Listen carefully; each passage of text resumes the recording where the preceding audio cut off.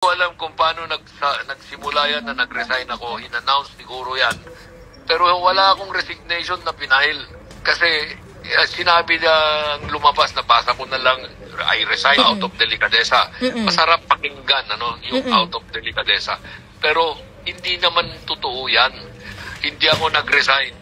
The only letter that I sent regarding my position na wala na was that letter I signed yesterday late afternoon. Sinabi ko, I bow to the prerogative of the President.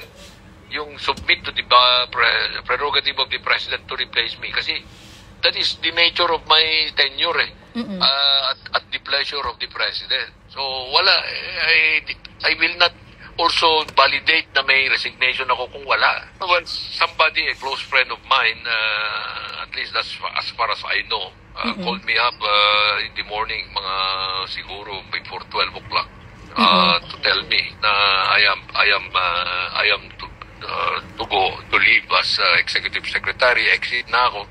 So sabi ko, walang problema yan. I will accept that because I'm only serving at the pleasure of the President.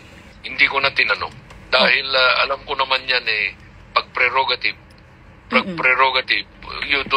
President does not need a reason. So after na, nung